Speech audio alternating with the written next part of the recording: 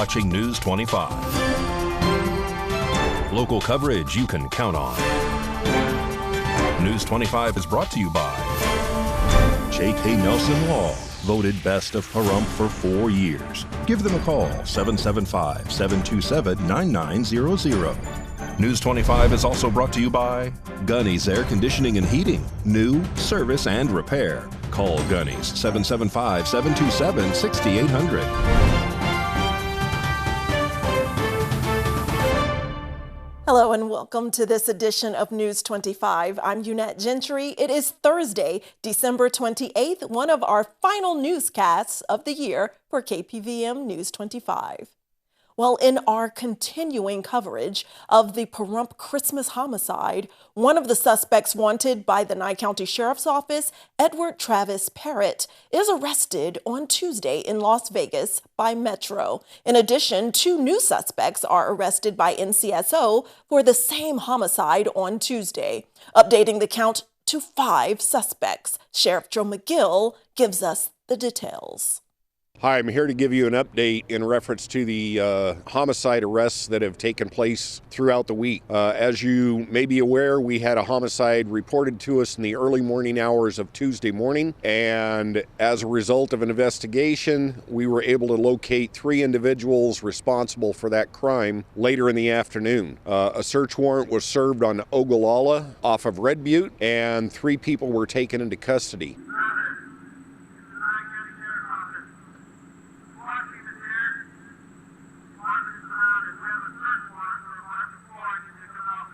The individuals arrested were Stephanie Vazzo, Clifton Pfeiffer, and Travis Parrott. Clifton and Stephanie were arrested during the service of the search warrant, and late yesterday afternoon, Travis Parrott surrendered to the Las Vegas Metropolitan Police Department based on the fact that we obtained an arrest warrant for him. Late yesterday afternoon, there were 2 other arrests made as a result of the investigation. Those 2 individuals arrested were Benjamin Mosier and Kathy Mosier. Kathy is the mother of Stephanie Vazzo, and Benjamin is the stepfather of Stephanie. Those individuals were also identified through our investigation as being parties to this crime, and as I said, yesterday afternoon they were arrested, and they are all currently in custody in the Nye County Detention Center. All 5 individuals are all being charged with the charges of murder and conspiracy to commit murder, and additional charges may be forthcoming or different charges forthcoming in the future. Thank you. In our other top story, a 2-vehicle crash that occurs today on a local roadway causes 1 vehicle to roll on its side. KPVM's Anthony Roberts was at the scene and filed this report. Jason Ernest of Mount West Lawyers. Don't be bullied by insurance companies. Call me, 775-727-9500. A 2-vehicle crash resulting in a rollover occurred earlier today on December 28th at the intersection of Irene Street and Black Road. At approximately 9:35 a.m., dispatch received a call of a 2-vehicle accident with unknown injuries. Upon arrival, they found 1 maroon Jeep turned on its side as well as a white Nissan Sentra with major damage to its front end. According to witnesses at the scene, the Sentra was traveling northbound on Black when the driver of the Jeep failed to see the white vehicle and attempted to cross the intersection, heading eastbound on Irene, which resulted in the 2 vehicles colliding. According to paramedics, both driver and passenger of the Nissan was transported to Desert View Hospital for treatment, while the driver of the Jeep was treated at the scene. The Nye County Sheriff's Office as well as Pahrump Fire and Rescue were at the crash site. Irene was closed to traffic during the investigation and cleanup. And a structure fire breaks out at a Las Vegas area apartment complex early Wednesday morning. On Wednesday, December 27th at approximately 6:30 a.m., Clark County Fire Department responded to a report of a fire in an apartment on the 1400 block of East Reno Avenue. Upon arrival, the heavy smoke was seen coming from the second-floor apartment door. The occupants advised the fire started in their kitchen oven. A crew was sent to the roof of the apartment to cut 2 heat holes to ventilate the apartment so that the interior crew could enter. Luckily, the fire was contained to the 1 apartment and there was no injuries. The American Red Cross arrived on the scene shortly after to assist the family of 3 that were displaced due to the fire. A Las Vegas man is arrested after he reportedly killed his girlfriend due to commands from reported voices in his head. RJ Camacho has these details. On December 20th, a man by the name of Brandon Tenorio in Vegas was arrested on suspicion of open murder and kidnapping. This came after a neighbor called 911 stating that someone had killed his girlfriend. Officers then set up containment of the area and spoke with Tenorio's grandmother, who lived with him and his late girlfriend, Courtney Glover. According to reports, the grandmother said she had heard a loud thud when she was sleeping and allegedly saw Tenorio standing over his girlfriend attacking her with a hammer. The grandmother tried to run out of the house, but Tenorio allegedly dragged her back inside the residence. She was, however, able to run back out a second time again and reached a neighbor's house where she called police. According to reports, Tenorio ended up surrendering to the police and had blood visible on his hands and arms. He allegedly had stated that "I did it, I killed her, she is dead, she is inside." Tenorio was promptly arrested and officers went inside to find the body of Glover, suffering from serious blunt force trauma and stab wounds. She was pronounced dead at the scene. According to the Clark County Coroner's Office, she died from sharp force injuries, and blunt force injuries were listed as another significant condition. According to an interview that was conducted with detectives, Tenorio showed signs of mental illness and claimed that voices in his head told him that people were out to kill him. Police reported that he stated the voice said that "it's time to kill or be killed." Tenorio allegedly received a message on his phone telling him to kill his grandmother, but officers were unable to see said message due to the phone being in incognito mode. Brandon Tenorio is scheduled to appear in court for a hearing today on December 28th.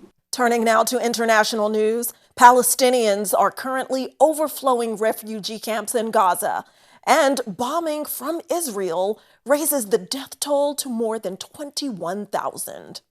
On December 28th, Palestinians that fled the expansion of Israel's ground offensive began to overcrowd shelters in the area along the Egyptian-Gaza border. According to reports, the UN Humanitarian Office has stated that the scale and intensity of the ground operations being conducted by Israeli forces and Hamas has left a devastating impact that has impeded the delivery of humanitarian aid. The Office for the Coordination of Humanitarian Affairs, which is the UN Humanitarian Office, stated that some of the obstacles hampering humanitarian aid include blocked roads, telecommunication blackouts, and a scarcity of fuel. Between December 23rd and the 26th, the UN World Food Program has been able to reach 500,000 of those displaced by the war despite the challenges. Meanwhile, it's been reported that Israeli forces have conducted overnight bombings in cities, towns, and refugee camps, resulting in the death of dozens. Specifically, the Burej and Nuseirat refugee camps were reported to have been hit by Israeli strikes, resulting in the death of 25 people, according to a hospital in the neighboring town, Deir al-Balah, that received the bodies. It was reported that 5 of the bodies were of children and 7 of them were women. There are reports of non-stop explosions throughout the town. Khan Yunis was reported to have faced strikes as well near the Al-Amal hospital, resulting in the death of 10 and leaving 12 injured. Despite most of the city's population having fled the area, many have remained sheltering near the hospital, mainly in hopes that the area would have been spared from airstrikes. Lastly, the northern town of Beit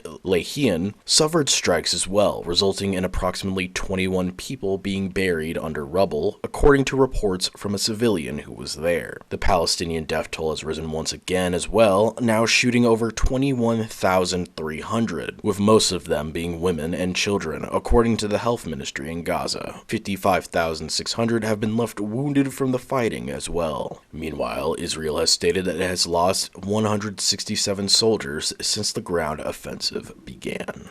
Don't grab that remote. We have much more local and national news for you when News 25 returns.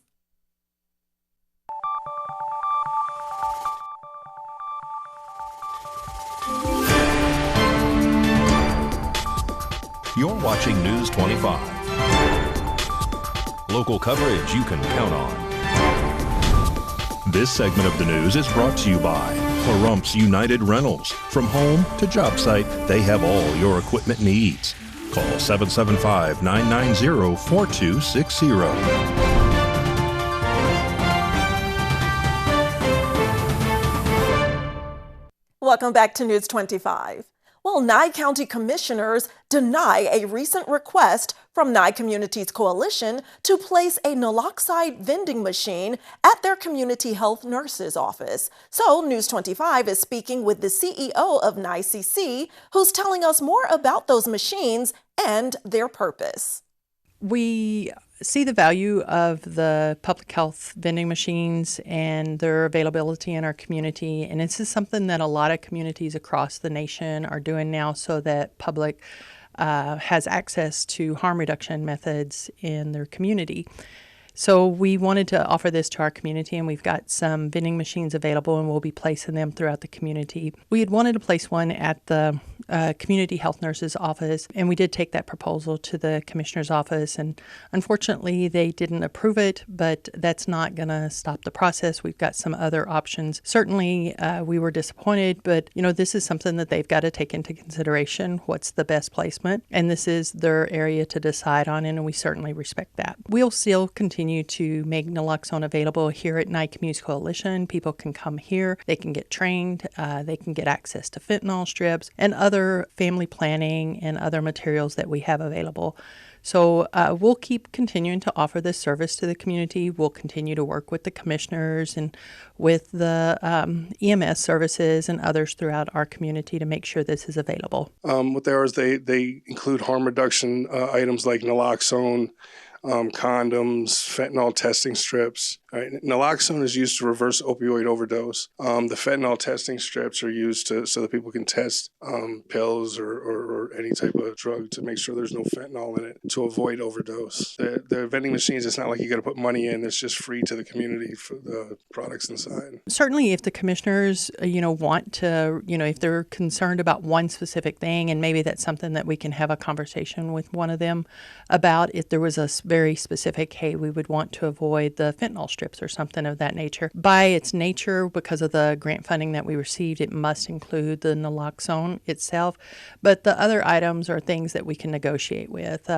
We talked about putting wound care and some other things in them also. We can certainly have those conversations. Or if the circumstances change and they say, okay, we didn't want it here, but we do want it there. We work closely with the county and with the commissioners. And so this is something that we'll be able to continue to figure out how to get access to it. The most important thing for us is to recognize that people that are in their addictions or are recovering from their addictions, we want them to survive. We want them to live through the addiction that they're dealing with so that we can help them become productive members of society. These people are our friends, our neighbors, our coworkers, and so we want to make sure that we're providing a safe place for them. If someone's wanting to reach out to us for supplies for fentanyl strips or for naloxone training, they can call us at 775-727-9970. They can come here at 1020 East Wilson and 8 to 5 Monday through Friday, or they can email us probably. Let's have them email Michael, Michael, at nyecc.org, and we can set up either a training. We can bring trainings to your business, or we can let you know as an individual when our next training is. Well, if one of your New Year's resolutions is to get more adventurous, you're in luck, because here's Mikey Ruhan with your weekend road trip tip about Scotty's Castle.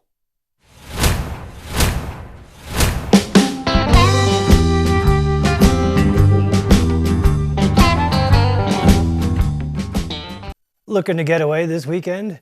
Here's Park Ranger from Death Valley National Park to tell us all about how you can get your own private tour to Scotty's Castle. Everyone knows this place as Scotty's Castle, but in truth, Scotty never owned it. Scotty was a con man who claimed to have a gold mine out here in Death Valley. He used the scary reputation of this place to get his investors to give him money, believing that they were going to get gold from his gold mine in return. After 2 years of investing in Scotty, a man named Albert Johnson came out to Death Valley in the early 1900s to inspect his gold mine. That was a big problem for Scotty because he didn't even have a dry hole in the ground to show him. He was just using this place's scary reputation to keep people away. So what Scotty did is he arranged for his brother and his two friends to help him by pretending to be bandits, pretending to attack the wagon train where Scotty and Johnson were. This was 1906 as they were coming into Death Valley. And they hid behind some rocks. They were shooting their guns down at Scotty and Johnson. They were just supposed to shoot high in the sky, but possibly due to too much whiskey, they actually shot one of Scotty's brothers in the hip. And that's when Scotty stopped pretending to shoot back at them, put his gun down and said, "Stop shooting, you fools! You shot my brother Warner." And then the bandits came down and apologized. And so the rich man, Albert Johnson, realized at that point there was no gold mine. This man that was his business partner arranged for these other people to shoot at him. He could have been killed. Any normal person would have been really mad at this point. Maybe shot back themselves, maybe got the law involved, but our story gets really weird at that point. Albert Johnson was having the time of his life out here in a Wild West gunfight with a cowboy trained by Buffalo Bill that had worked in the Wild West show. That was Scotty.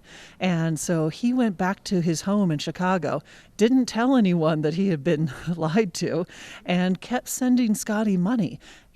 Then Albert Johnson started bringing his wife, Bessie Johnson, out every year or two to vacation here in Death Valley.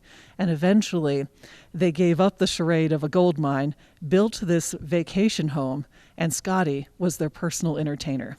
So that is the story of Scotty's Castle. Scotty's Castle is still closed while we are repairing damage done by a flood that happened in 2015. We hope to be fully back open by the end of 2025. But in the meantime, people can come on limited tours, Sundays only, through early April by signing up at dvnha.org is the website to sign up for those once-a-week tours only on Sundays to see the construction happening, to learn about the story, and to see the castle and learn about the history. And after this break, we'll have VEA tips for you on how you can save on your energy bills in the new year. We'll be right back.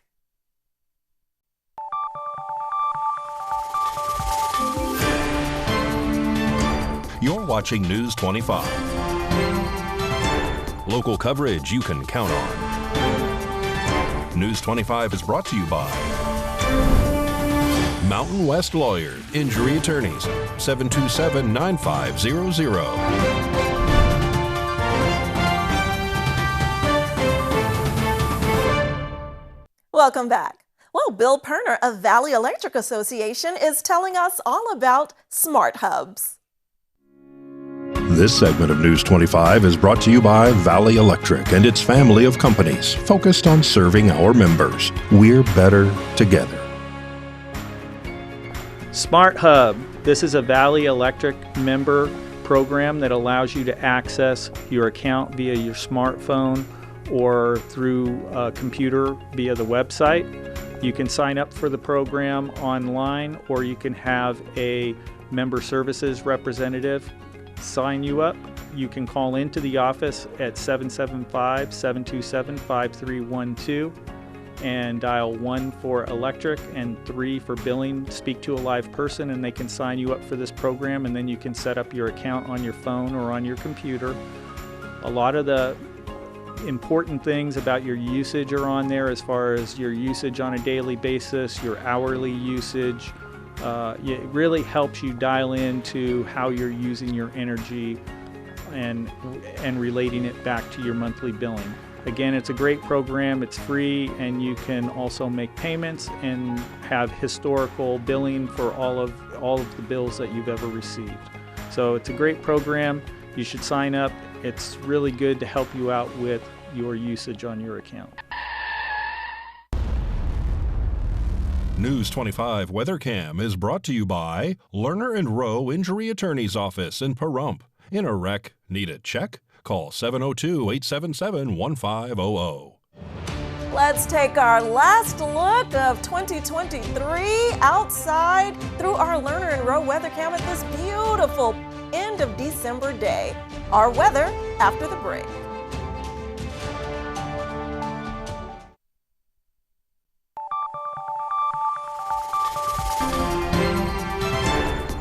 News 25 weather is brought to you by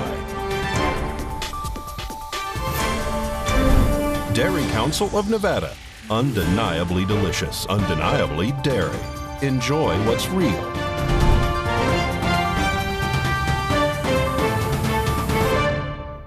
Hi, good evening, Nevada. It's John Kohler from the KPVM Channel 25 Weather Studios, all up and down the Ace Country Radio Network, and to your computer or mobile device anytime of the day or night, www.kpvm.tv.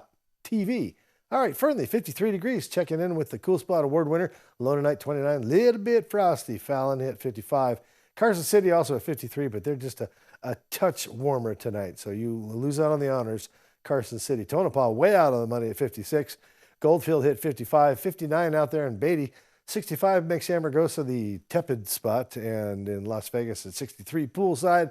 Death Valley saw 69, and here in the paradise of Pahrump, well, we had a nice day. Look at this, 55 degrees is our current temperature, but 63 just a little bit earlier. Felt all right. Winds out of the southeast, just 2 miles per hour. They were threatening clouds all day today, but for the most part, sunny day as the sun rose this morning at 6:54. The sun set this evening at 4:36. We do pick up a few clouds. It was a gorgeous sunset. I loved it. Low tonight of 38 degrees. That's where we're headed. Humidity at 42%. Smells like clouds, and lots of them. Look at this. Yes, clouds throughout the week. Might even see some rain. Oh, look at this. Santa Claus coming to visit. Well, there are 12 days of Christmas. That graphic will never grow stale. Saturday, look at us. Got a little bit of rain coming at us. 24% chance. Should be like little sprinkles in your world. Temperatures mostly staying in the upper 50s throughout the week. Looks like, see, Wednesday, Thursday, looks like some rain clouds coming in to celebrate New Year. Won't that be so nice? What a great way to celebrate New Year's. Fall out of the sky and land in the desert. Perfect. All right, back to the desk. Here's Jeanette. Thanks so much, John. And congratulations are in order for the historic West Side School Foundation on celebration of the historic West Side School's centennial earlier this year.